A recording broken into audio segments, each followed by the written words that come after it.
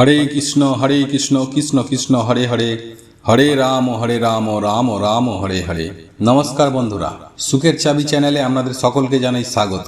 আমি আশা করি আপনারা সকলে ভগবান বা ঈশ্বরের কৃপায় ভালোই আছেন, সুস্থ আছেন। বন্ধুরা, আপনারা যদি লাইভে কিছু শিখতে চান বা জানতে চান তাহলে চ্যানেলটি সাবস্ক্রাইব অবশ্যই করুন। সুপ্রিয় দর্শক বন্ধুরা, আগামী বৃহস্পতিবার 26শে ডিসেম্বর 2024 সফলা একাদশী, বছরের শেষ একাদশী সফলা একাদশী। আর আপনি এই সফলা একাদশী পালন করুন অথবা নাই করুন, কিন্তু একাদশীর দিনে সন্ধ্যাবেলায় চুপচাপ বাড়ির এই স্থানে জ্বালিয়ে দিন একটি প্রদীপ। এর ফলে আপনি অখণ্ড সৌভাগ্যের অধিকারী হবেন। ঠিক তেমনি এই প্রদীপ যত জ্বলবে ততই আপনার মান সম্মান এবং অর্থ আসবে ঝড়ের বেগে। হ্যাঁ বন্ধুরা, আপনারা একেবারে ঠিকই শুনেছেন। আগামী বৃহস্পতিবার এই একাদশীর দিন সন্ধ্যাবেলায় আপনার তুলসী তলায় এই সামান্য একটি ছোট্ট কাজ করার অবশ্যই চেষ্টা করুন। এর মাধ্যমে আপনার পিতৃদোষ থেকে যেমন আপনি মুক্তি পেতে পারবেন, ঠিক তেমনি আপনার পরিবারের কোনো সদস্যর অকাল মৃত্যুর হাত থেকেও রক্ষা পাওয়া সম্ভব। বন্ধুরা, এই ছোট্ট একটি কাজ ভগবান শ্রী হরিকে যেমন সন্তুষ্ট করেন, ঠিক তেমনি মা লক্ষ্মীকেও অত্যন্তই প্রসন্ন করবেন। বন্ধুরা, আপনারা প্রত্যেকেই জানি যে সমস্ত একাদশী ভগবান শ্রী বিষ্ণুর উদ্দেশ্যে উৎসর্গ করা হয়। আর বছরে যে 24টি একাদশী রয়েছে তার মধ্যে এই সফলা একাদশী এক অন্যতম গুরুত্বপূর্ণ একাদশী। এই সফলা একাদশী যদি একনিষ্ঠা ও ভক্তি আন্তরিকতার সাথে পালন করতে পারেন তাহলে আপনার পূর্বপুরুষেরা মোক্ষ লাভ করে থাকে এবং পিতৃদোষ থেকেও মুক্তি লাভ হয়। বন্ধুরা, শাস্ত্রমতে এমনটাই বিশ্বাস করা হয় যে এই একাদশী যিনি পালন করে থাকেন সেই মানুষের জীবনে করা সমস্ত পাপ ধ্বংস হয়ে যায়। আর এই কারণেই মানুষ এই পবিত্র উপবাস ভক্তি নিষ্ঠা ও আন্তরিকতার সাথে পালন করে থাকেন।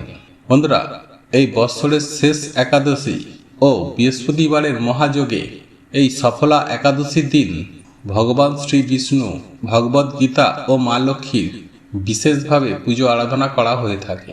বন্ধুরা, এই বৎসর অর্থাৎ 1431 বঙ্গাব্দে 2024 সালের এই সফলা একাদশীর দিনটি পড়েছে আগামী 26শে ডিসেম্বর বৃহস্পতিবার দিন। বন্ধুরা, 25শে ডিসেম্বর বুধবার এই একাদশী শুরু হচ্ছে, আর শুরু হচ্ছে 25শে ডিসেম্বর রাত্রি 10:29 থেকে, এবং সেটি থাকছে পরের দিন অর্থাৎ 26শে ডিসেম্বর রাত্রির 12:43 পর্যন্ত। উদয় তিথি অনুসারে আপনাদের সকলকেই এই একাদশী তিথি পালন করতে হবে আগামী বৃহস্পতিবার অর্থাৎ 26শে ডিসেম্বর 2024 বৃহস্পতিবার, এবং এই সফলা একাদশীর পালন সময়টি হবে তার পরের দিন অর্থাৎ 27শে ডিসেম্বর সকাল 7:42 থেকে সকাল 10:12 পর্যন্ত। বন্ধুরা, আগামী বৃহস্পতিবার এই সফলা একাদশীর উপবাসটি রাখছেন। বন্ধুরা, যারা বৃহস্পতিবার দিন এই একাদশীর উপবাসটি রাখছেন তারা অবশ্যই আগের দিন অর্থাৎ বুধবার সন্ধ্যার পূর্বেই আহার করে নেবেন। বন্ধুরা, আপনারা যদি এই একাদশীর উপবাস পালন করে থাকেন তাহলে এই বুধবার রাতে আহার করা থেকে বিরত থাকবেন। আর যারা এই একাদশী ব্রতের উপবাসটি রাখছেন না তারা নিরামিষ আহার গ্রহণ করেও একাদশীর পুণ্যতিথিতে তুলসী মঞ্চের সামনে এই উপায় বা ক্রিয়াটি অবশ্যই করুন। বন্ধুরা, আগামী বৃহস্পতিবার একাদশীর দিন সকাল সকাল ঘুম থেকে উঠে স্নান করে শুদ্ধ পরিষ্কার পরিচ্ছন্ন বস্ত্র পরিধান করে আপনার ঠাকুর ঘরটি শুদ্ধ জল অথবা গঙ্গা জল এছাড়াও জলের মধ্যে সামান্য হলুদ মিশিয়ে ঘরের চারিদিকে ছিটিয়ে দিন। এরপর যদি উপবাস পালন করার মনস্থির করেন তাহলে ভগবানের সামনে উপবাসের ব্রত নিন এবং সংকল্প গ্রহণ করুন।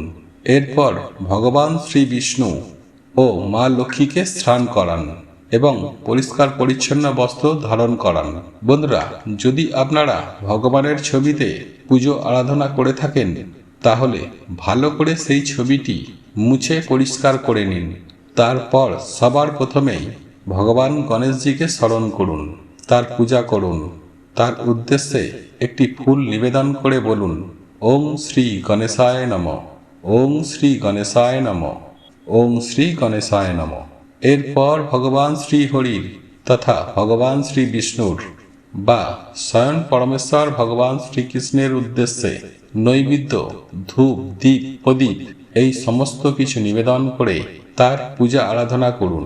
বন্ধুরা, ভগবান শ্রী বিষ্ণু ও শ্রীকৃষ্ণের পুজো আরাধনা করার সময় অতি অবশ্যই তার ভোগে একটি তুলসী পাতা দিতে কখনোই ভুলবেন না, কারণ তুলসী পাতা ভিন্ন ভোগ ভগবান শ্রী হরি কখনোই গ্রহণ করেন না। বন্ধুরা, ভগবান শ্রী বিষ্ণুর পুজো আরাধনা করার পর মা লক্ষ্মীর উদ্দেশ্যে অতি অবশ্যই একটি লাল ফুল নিবেদন করুন এবং সম্ভব হলে মা লক্ষ্মীরও পুজো আরাধনা করুন এই একাদশীর দিন। বন্ধুরা, এই পুজো আরাধনা সম্পূর্ণ হয়ে যাবার পর একাদশীর ব্রত কথাটি অবশ্যই শ্রবণ করুন অথবা পাঠ করুন, কারণ কোনো একাদশীর ব্রত কথাটি আপনি শ্রবণ বা পাঠ না করে থাকেন সেই একাদশী করাটা অসম্পূর্ণই থেকে যায়।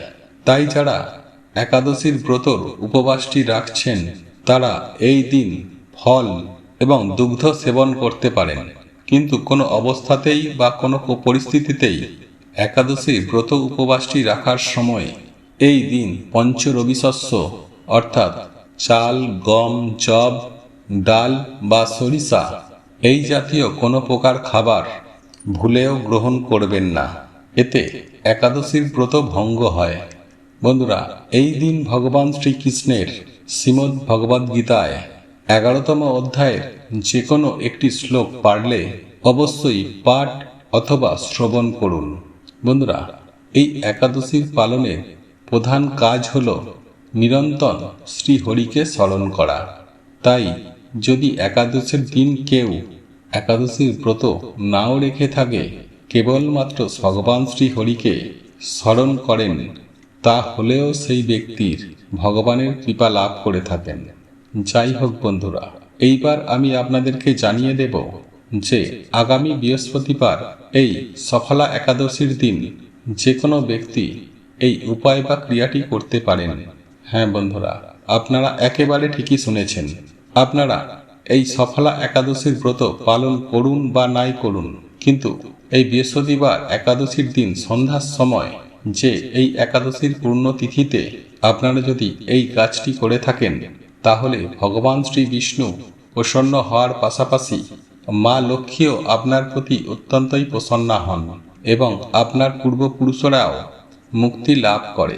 বন্ধুরা, এই সফলা একাদশীর দিন সন্ধ্যার সময় যখন সন্ধ্যার প্রদীপ তুলসী মঞ্চে দেখাতে যাবেন, সেই প্রদীপের মধ্যে অবশ্যই একটি লবঙ্গ রেখে দিন এবং তারপর ওই প্রদীপটিকে তুলসী মঞ্চের সামনে ঘড়ির কাঁটার দিকে 3 বার প্রদক্ষিণ করিয়ে মনে মনে বলুন এই একটি মন্ত্র।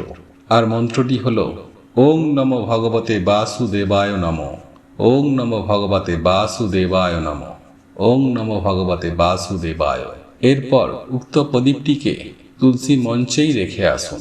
বন্ধুরা, যতক্ষণ পর্যন্ত এই প্রদীপটি নিজে থেকে নিভে না যায় ততক্ষণ পর্যন্ত এই প্রদীপটিকে জ্বলতে দিন। এর পাশাপাশি এই দিন আপনার ঠাকুর ঘরে পারলে একটি অবশ্যই ঘিয়ের প্রদীপ জ্বালান। বন্ধুরা, যারা এই একাদশীর ব্রতটি রাখছেন তাদের পক্ষে সম্ভব হলে রাত্রি জাগরণ করুন এবং পরের দিন যথাসময়ে পালন প্রক্রিয়া সমাপ্ত করে একাদশীর ব্রতটি সম্পূর্ণ করুন। বন্ধুরা, এছাড়াও কিছু বিষয় আপনারা অবশ্যই মাথায় রাখবেন যে একাদশীর দিন পরনিন্দা, পরচর্চা, মিথ্যা ভাষণ, ক্রোধ, দুরাচার বা স্ত্রী সহবাস সম্পূর্ণরূপে এড়িয়ে চলুন এবং চেষ্টা করুন এই পবিত্র দিনটি সম্পূর্ণরূপে ভগবান শ্রীহরি তথা ভগবান শ্রীকৃষ্ণের উদ্দেশ্যে অর্পণ করতে। বন্ধুরা, এই ভিডিওটি যদি আপনাদের পছন্দ হয়ে থাকে তাহলে ভিডিওটি লাইক করুন, কমেন্ট করুন এবং বন্ধুদের সাথে শেয়ার অবশ্যই করুন। মনে রাখবেন, আপনার একটি শেয়ার অনেক মানুষকে উপকৃত করতে পারে। এবং আপনি যদি নতুন হয়ে থাকেন তাহলে চ্যানেলটি অতি অবশ্যই সাবস্ক্রাইব করবেন এবং পাশে থাকা নোটিফিকেশন বেল আইকনটি অন করে রাখবেন এইরূপ নিত্য নতুন ভিডিও সবার আগে পাওয়ার জন্য। ভগবান বা ঈশ্বর আপনার মঙ্গল করুক। আপনারা ভালো থাকুন, সুস্থ থাকুন।